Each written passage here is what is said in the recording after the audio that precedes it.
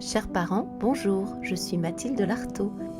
Bienvenue sur le podcast Garde le cap pour ton ado.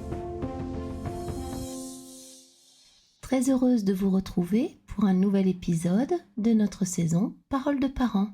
Margot est tétanisée à l'oral. Elle a tellement peur de se tromper qu'elle en oublie tout ce qu'elle sait. Nous venons d'entendre Jérôme, le papa de Margot, scolarisé en 5e. Peut-être avez-vous reconnu votre fille ou votre fils dans les propos de Jérôme, qui en fait mettent en exergue deux difficultés courantes de nos adolescents. D'une part, la peur de se tromper, c'est-à-dire la place que l'on donne à l'erreur, et d'autre part, la peur d'être jugé, c'est-à-dire l'importance que l'on donne au regard de l'autre, surtout à l'oral. En fait, cette dernière problématique, à savoir la peur d'être jugé, est particulièrement complexe. Elle vient toucher l'identité profonde de l'individu et l'affirmation de soi. Je vais donc aujourd'hui, dans cet épisode, me centrer sur la peur de se tromper, de ne pas donner la réponse attendue. Et une prochaine fois, bien sûr, j'aborderai la difficulté de se présenter face au regard des autres. Alors la peur de se tromper, c'est une peur particulièrement développée chez les écoliers français, parce que notre système scolaire est très évaluatif et il est basé sur des contrôles que l'on dit sommatifs, c'est-à-dire des contrôles qui viennent sanctionner le travail de l'enfant. Les contrôles que l'on appelle formatifs sont moins fréquents, alors qu'ils permettent pourtant de savoir où en sont les compétences de l'élève en prenant en compte ce qui est acquis et en se servant de ce qui n'est pas acquis comme d'un point de départ pour un éventuel progrès. Malheureusement, on ne peut pas changer le système existant, donc à nous d'aider nos enfants à changer leur regard.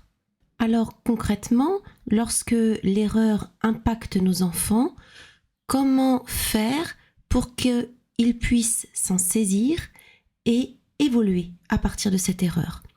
Je vous propose 5 pistes de réflexion. La première, il s'agit de différencier l'objet du sujet. C'est ce que j'ai expliqué dans l'épisode numéro 1 auquel vous pouvez vous référer. Il faut expliquer à nos enfants que la mauvaise note ne dit rien de son identité, de qui il est profondément. Elle vient donner la valeur d'un devoir, d'une production et non pas sa propre valeur à lui. Donc Margot, si elle ne réussit pas bien son oral, ça dira quelque chose de ce qu'elle a produit à l'oral et non pas de qui est Margot. Deuxième piste de réflexion, je vous propose de faire le tri avec votre enfant lors d'un manque de réussite, de ce qui relève d'un apprentissage qu'il a peu ou mal effectué, ou de ce qui relève d'une difficulté d'apprentissage, ou enfin d'une difficulté de compréhension de la consigne, ce qui arrive assez fréquemment. Parce qu'en fait, la responsabilité de l'enfant n'est pas la même en fonction de la source de la difficulté. Je m'explique plus précisément. Lorsque le mauvais résultat relève d'un apprentissage mal ou peu effectué par l'enfant, eh bien forcément c'est de sa propre responsabilité. On peut le lui faire remarquer, on peut lui demander davantage de travail. En gros, c'est mon petit chéri, c'est à toi de te retrousser les manches et de fournir plus d'efforts. Bien. Lorsque le mauvais résultat provient d'une difficulté d'apprentissage, alors c'est moins de la responsabilité de l'enfant, c'est aussi de la responsabilité de l'environnement scolaire et ou familial si cet environnement peut lui apporter de l'aide. Mon chéri, tu as mal compris, je vais le signifier à ta prof pour qu'elle t'explique de nouveau, ou alors va la voir pour qu'elle puisse t'aider, ou alors je vais t'aider moi-même si je suis en capacité de le faire, évidemment. Donc le résultat est relativisé et il permet de mettre à jour les difficultés particulières auxquelles l'enfant pourra remédier, à condition qu'il reçoive de l'aide. Enfin, lorsque le mauvais résultat relève d'une difficulté de compréhension de la consigne, eh bien, si cette consigne n'était effectivement pas claire ou ambivalente, ça peut arriver, alors bien sûr, c'est de la responsabilité du professeur, ce qui dédouane l'enfant complètement d'un mauvais travail. Mais attention, il arrive aussi que les enfants aient de vraies difficultés de lecture de consignes, auquel cas ça nous renvoie plutôt à l'exemple numéro 2, à savoir un enfant qui a une difficulté pour laquelle il doit être aider. Donc la responsabilité est partagée entre l'enfant et l'enseignant ou l'entourage de l'enfant. Vous voyez donc que l'interprétation du résultat va modérer énormément l'impact de ce résultat sur l'enfant. On baisse donc son niveau de stress que le jeune se fait par anticipation d'un devoir. Il faut bien lui signifier qu'il doit faire tout son possible. Donc oui, il doit travailler, il doit apprendre. Ensuite, nul n'est parfait, on ne cherche pas la perfection, on cherche à faire le mieux qu'on peut. La troisième piste de réflexion que je vous propose est d'aider votre enfant à donner une juste place à l'erreur ou même à l'échec. Sans erreur, pas d'apprentissage. La vertu de l'erreur, c'est justement sa capacité à nous remettre en question, à nous mettre en action pour progresser, nous rendre résilients pour avancer malgré tout. On peut même remercier l'erreur d'exister. Et si on ne faisait pas d'erreur, on n'aurait rien à apprendre et on s'ennuierait beaucoup. Tout cela, nous le savons nous en tant qu'adultes, mais il est très important de le répéter à nos enfants pour lesquels ce n'est pas encore très clair. Vous pouvez leur donner des exemples concrets. Par exemple, celui du petit enfant qui est en train d'apprendre à marcher. Ses erreurs sont flagrantes. Il tombe, même parfois il se fait mal. Malgré tout, il se relève et il apprend des erreurs qu'il vient de commettre.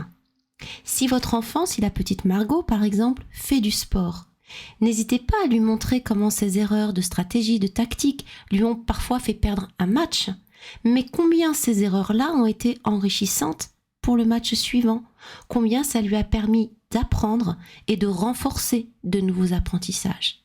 Donc vous voyez que dans la vie de vos enfants, il y a partout des échecs et des erreurs auxquelles ils sont habitués et dont ils se relèvent assez facilement.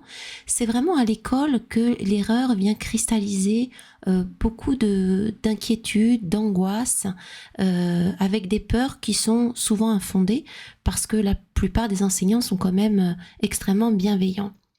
Donc voilà, ne pas hésiter à aller chercher dans la vie quotidienne de vos enfants pour les aider à surmonter leurs échecs et surtout à donner la juste place de l'erreur à l'école.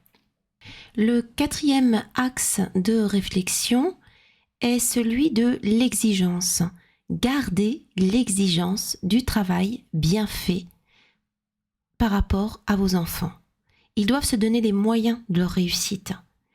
L'erreur, en fait, est à sa juste place si elle est dédramatisée, si elle est vue comme une chance de pouvoir progresser. Mais pour cela, il faut travailler, il faut s'engager. En fait, il faut que l'enfant se sente concerné. Donc, si l'erreur est à ce point dédramatisée qu'elle n'a plus d'importance, alors on finit par glisser doucement vers la médiocrité, la démotivation, le désengagement de votre enfant. Donc, votre exigence, c'est la preuve de votre confiance. C'est la preuve que vous croyez en leur capacité de réussite. Donc surtout, restez exigeant avec vos enfants, tout en relativisant les résultats qu'ils reçoivent dans le domaine scolaire et même ailleurs. Enfin, dernière piste de réflexion, n'oubliez jamais que vous êtes une des sources d'inspiration de vos enfants. Et cela est d'autant plus vrai qu'ils sont jeunes. Donc, parlez, échangez sur vos propres erreurs, sur vos échecs, sur vos rebonds. En fait, vous êtes les meilleurs coachs de vos enfants, ne l'oubliez pas.